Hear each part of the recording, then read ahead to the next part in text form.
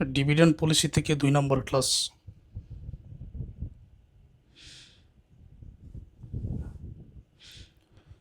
The following data is of Lotus Company Limited. Earning per share 15 টাকা, share প্রতি আয় 15 টাকা, ক্যাপিটালাইজেশন রেট 14%। ক্যাপিটালাইজেশন রেট এটার আরও একটা নাম হবে কোস্ট অফ ইকুইটি, মানে কেই এর মান। রিটেনশন রেশো, যেটাকে বি দ্বারা প্রকাশ করা হয়, 40% আছে। If the internal rate of return is 12%, rate of return অথবা ইন্টারনাল রেট অফ রিটার্ন এটাকে আর দ্বারা প্রকাশ করা হয়, 12% আছে। ডিটারমাইন দি price per share under Walter model. Walter মডেলে শেয়ার প্রতি মূল্য বাহির করার জন্য বলা হয়েছে। আমরা জানি ওয়াল্টার মডেলে শেয়ারের মূল্য বাহির করার জন্য সূত্র হচ্ছে এটা, যেখানে ডির মান প্রয়োজন, আর এর মান প্রয়োজন, কের মান প্রয়োজন, ইর মান প্রয়োজন। ডির মান তো আছে, কের মানও আছে, তাহলে ডি আর কে, কেই বা কেও বলতে পারো, ই, এই চারটার মান প্রয়োজন। ডি আর কে ই, এই চারটা মানের প্রয়োজন আছে। এখন আমরা অঙ্কের মধ্যে দেখি এই চারটা মান আছে কিনা। যদি না থাকে তখন নির্দিষ্ট নিয়ম মেনে আমাদের বাইর করতে হবে। চারটা মান আমি এখানে লিখে রাখলাম, ই, ডি আর কে। আমরা দেখতে পাচ্ছি অঙ্কের মধ্যে আছে প্রথমে আর্নিং পার শেয়ার 15 টাকা, তো এটা তো ই দ্বারা প্রকাশ করা হয়, তাহলে ইর মান 15।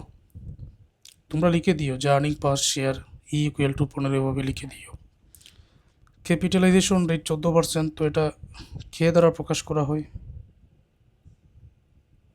14% ওর 100 দ্বারা ভাগ করলে 0.14 হবে, 0.14। আচ্ছা, আমরা কের মান পেয়েছি, তারপর P0 এর মান এটা তো বাহির করতে হবে। আর এর মান দেখো দেওয়া আছে ইন্টারনাল রেট অফ রিটার্ন 12%, ওর এই 12%কে তুমি 100 দ্বারা ভাগ করো, 0.12 হবে। এই যে ক্যাপিটালাইজেশন রেট, যেটা মানে শেয়ার হোল্ডাররা যারা বিনিয়োগ করেছেন, শেয়ার ক্রয় করেছেন, তাদের আয়ের হার হচ্ছে 14%। আর কোম্পানি যেটা শেয়ার ইস্যু করেছে, ওই কোম্পানির আয়ের হার হচ্ছে 12%। শেয়ার হোল্ডারদের যে আয়ের হার 14%, এটা কিন্তু শেয়ার হোল্ডারদের জন্য আয়, কিন্তু কোম্পানির জন্য ব্যয়, যার কারণে এটাকে বলা হয় কোস্ট অফ ইকুইটি। শেয়ারের ব্যয় কিন্তু কোম্পানির জন্য, কিন্তু শেয়ার হোল্ডারদের জন্য আয়। বিষয়টা ক্লিয়ার? ইর মান পেয়েছি, আর এর মান পেয়েছি, কের মান পেয়েছি, ডির মান এখনো পাই নাই। এখন ডিভিডেন্ড কী পরিমাণ দিব সেটার উল্লেখ নাই। বাকি যে তথ্য দেওয়া আছে রিটেনশন রেশো, অর্থাৎ 10 টাকার মধ্য থেকে যদি 4 টাকা ডিভিডেন্ড দেওয়া হয়, 6 টাকা যেটা রাখা হয় এটা রিটেনশন রেশো। আর রিটেনশন রেশো থাকলে ডিভিডেন্ড পে আউট রেশো সেটা বাইর করা যায়। ডিপি আর ডিভিডেন্ড পে আউট রেশো যদি 100% থেকে রিটেনশন রেশো তুমি বিক করে দাও, বাকি যে অনুপাত থাকবে এটা কিন্তু ডিভিডেন্ড পে আউট রেশোই থাকবে। এই জন্য এই 100% থেকে রিটেনশন রেশো এই 40% আমি বিক করলাম, বাকি যেটা থাকবে 60%, এটাই ডিভিডেন্ড পে আউট রেশো। তো ডিভিডেন্ড পে আউট রেশো যদি 60% হয়, তাহলে লভ্যাংশ কত দিতে হবে দেখতে হবে। শেয়ার প্রতি আয় কত? শেয়ার প্রতি আয় হচ্ছে 15 টাকা। এই 15-এর 60% হচ্ছে ডিভিডেন্ড, আর 15-এর 40% হচ্ছে রিটেনশন। এই হলো বিষয়। তো 15-এর 60% 9 টাকা, অর্থাৎ 15 টাকা শেয়ার প্রতি আয়ের মধ্যে 9 টাকা লভ্যাংশ করে দেওয়া হবে, আর বাকি যে 6 টাকা রয়েছে এটা রিটেনশন, জমা রাখা হবে, সংরক্ষণ করে রাখা হবে টাকাটা, সংরক্ষিত আয় যেটা। তো আমরা ইর মান, ডির মান, আর এর মান, কের মান সবই তো পেয়ে গেলাম। এবার এই মানগুলোই আমি বসাবো, মানগুলো দেখে নিও। অ্যাকর্ডিং টু ওয়াল্টার্স মডেল, সূত্রটা এখানে বসিয়ে দাও। তো ডি এর মান অঙ্কের মধ্যে কত ছিল? 9 ছিল। আর এর মান কত ছিল? 0.12, 0.12, আর কের মান ছিল 0.14 ইন্টু আর্নিং পার শেয়ার 15 টাকা, ডির মান হচ্ছে 9 টাকা, আর নিচে কের মান হচ্ছে 0.14, 0.14। তো 0.12কে 0.14 দ্বারা যদি ভাগ করা হয় তখন এখানে থাকতেছে 0.8571। আর 15 থেকে 9 বিয়োগ করলে এটা কিন্তু গুণ হয়ে 6 থাকে। এই দুইটার মধ্যখানে গুণ আছে, তাই না? তাহলে 0.14 এই দুইটা গুণ করো, গুণ করলে কত হবে? এই দুইটা গুণ করলে হবে 5.1426। তারপর এই দুইটা যোগ করলে হবে 14.1426। 0.14 দ্বারা এই 14.1426কে ভাগ করো, ভাগ করলে উত্তরে আসবে টাকা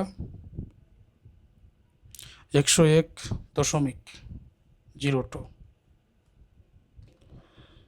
এটাই উত্তর। আরও একটা ম্যাথ দেখো। এই ধরনের ম্যাথ দেখতে ছোট হলেও অনেকে ভুল করতে পারেন, এই জন্য এগুলো অবহেলা না করে আমাদের ভালো করে প্র্যাকটিস করা উচিত।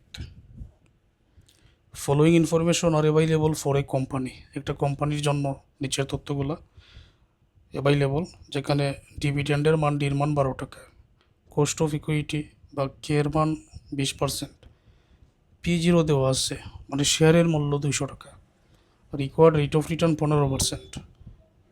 তো রিকোয়ার্ড রেট অফ রিটার্ন 15%, মানে কোম্পানি শেয়ার প্রতি এই 15% আয় করবে, এটাই required rate of return. You are required to calculate retention ratio earning per share. তোমাকে রিটেনশন রেশো বাইর করতে হবে, আর্নিং পার শেয়ার শেয়ার প্রতি আয় বাইর করতে হবে। রিটেনশন রেশো বাইর করার একটাই সূত্র, সেটা হচ্ছে যে 100% থেকে ডিভিডেন্ড পে আউট রেশো বিয়োগ করলে রিটেনশন রেশো পাওয়া যায়। অথবা যদি ডিভিডেন্ড পে আউট রেশো বাইর করতে চাই তাহলে 100% থেকে রিটেনশন রেশো বিয়োগ করলে ডিভিডেন্ড পে আউট রেশোটা পাওয়া যায়। এখন সম্পূর্ণ অঙ্কের মধ্যে ডিভিডেন্ড আসছে, কিন্তু ডিভিডেন্ড পে আউট রেশো কত সেটা দেওয়া নাই। তো এখানে ফেস ভ্যালু আছে, ফেস ভ্যালু শেয়ার মানে মূল্য যেটা শেয়ারের 200 টাকা। তারপর আর কি ডিভিডেন্ড দেওয়া আছে এখানে 12 টাকা করে। এখন একটা সূত্র আমি লিখেছিলাম যে ফেস ভ্যালু আর ডিভিডেন্ড দেওয়া থাকলে এখানে একটা সূত্র দেখো, ডিভিডেন্ড পে আউট রেশো বাইর করার নিয়মটা কি? ডিভিডেন্ড পে আউট রেশো তখন বাইর করা যাবে এই ডিভিডেন্ডকে ফেস ভ্যালু দ্বারা ভাগ 100 দ্বারা গুণ, তখন ডিভিডেন্ড পে আউট রেশো চলে আসবে। তো এই জন্য ডিভিডেন্ড পে আউট রেশো এখানে আমি বাইর করতেছি। তো ডিভিডেন্ড বর্তমান অঙ্কের মধ্যে কত আছে? 12, ফেস ভ্যালু 200 ইন্টু 100। এখন 12কে 200 দ্বারা ভাগ করো, 100 দ্বারা গুণ করো, উত্তরে হয় 6%। এটাই হচ্ছে ডিভিডেন্ড পে আউট রেশো। এখন রিটেনশন রেশো বাইর করার সূত্র হচ্ছে যে 100% থেকে এই ডিভিডেন্ড পে আউট রেশো 6% বিয়োগ করে দিলে এখানে 94%, এটাই হচ্ছে রিটেনশন রেশো।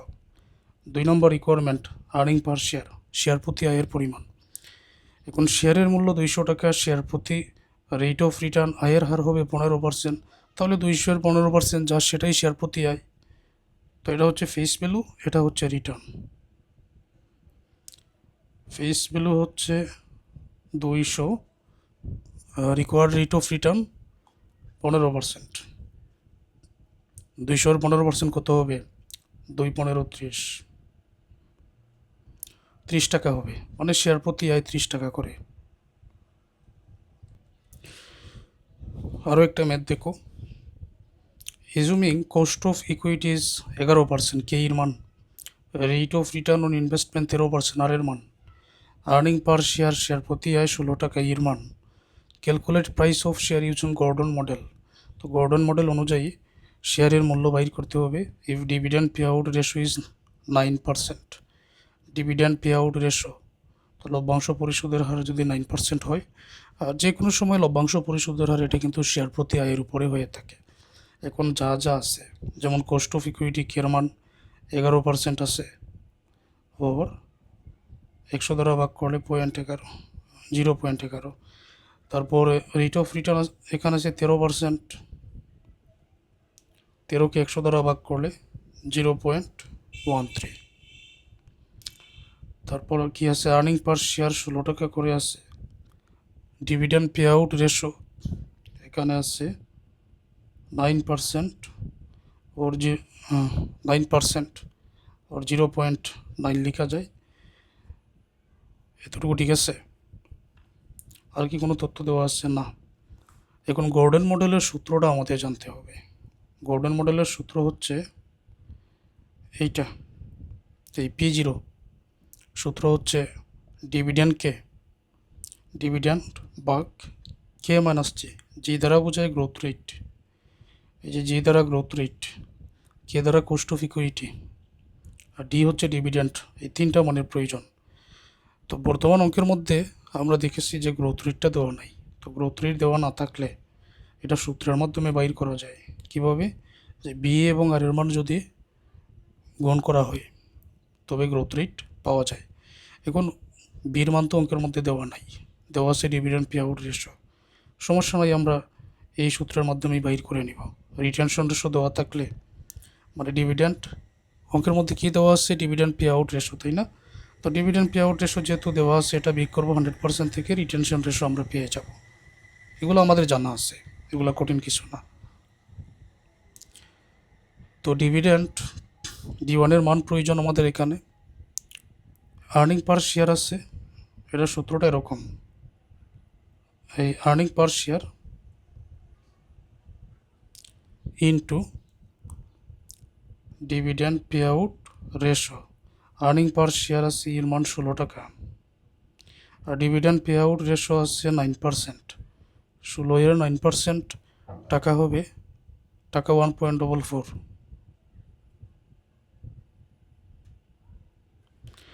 D1 মান আমরা পেয়েছি। এখন বির মান প্রয়োজন, জির মান প্রয়োজন। তো বির মান রিটেনশন রেশো, এটা খুবই সহজ। যদি আমি 100% থেকে এই ডিপিআরের মান, ডিপিআর যে 9% আছে, এটা যদি বিয়োগ করি তাহলে 91% ওর 0.91, এটা হচ্ছে বি এর মান বা রিটেনশন রেশো এর মান। এখন জি এর যে সূত্র আমরা জানি এরকম, বি ইন্টু আর, তাই তো। তো বির মান অর্থাৎ রিটেনশন আমরা এখানে পেয়েছি 0.91 ইন্টু, আর আর এর মান এখানে আছে 0.13। এখন জির মান আমরা এখানে পেয়ে যাব, দুইটা গুণ করো, গুণ করলে হবে 0.1183। এটাই উত্তর। এখন অ্যাকর্ডিং টু গর্ডন মডেল, ডির মান প্রয়োজন, কের মান আর জির মান প্রয়োজন। তো ডির মান আছে এখানে এই যে 1.44, কের মান আছে এখানে এই যে 0.11, আর জির মান প্রয়োজন, যে জির মান আমি বাহির করে নিয়েছি 0.1183। জায়গা মতো মানগুলো বসিয়ে দাও। D1 মান কত যেন ছিল? 1.44, কের মান 0.11, বিয়োগ জির মান হচ্ছে পয়েন্টের আগে 0 দিও, 0.1183। তারপর 0.11 থেকে 0.1183 বিয়োগ করলে মাইনাসের মান চলে আসে, মাইনাস 0.0083। এই মানটা পাবেন। উপরের মানকে নিচেরটা দ্বারা ভাগ করো, তখন উত্তরে আসবে -173.49। তো এটা তো নেগেটিভ মান বের হয়ে গেছে। তো এখানে আমরা একটা কমেন্ট করে দিতে পারি, শেয়ারের তো আর নেগেটিভ কোনো মান হতে পারে না। তো সিন্স যেহেতু price can not be negative, price can not be negative. So price মানে শেয়ারের কোনো মান মাইনাসের আমরা দিতে পারি না, তো প্রাইস যেহেতু নেগেটিভ হতে পারে না, এই জন্য এটা আমরা 0 দিয়ে দিব। 0-এর উপরেও দিতে পারবো না, নেগেটিভ দিতে পারবো না, 0 দিয়ে দিব। তো ম্যাথের সমাধানটা সবাই করো।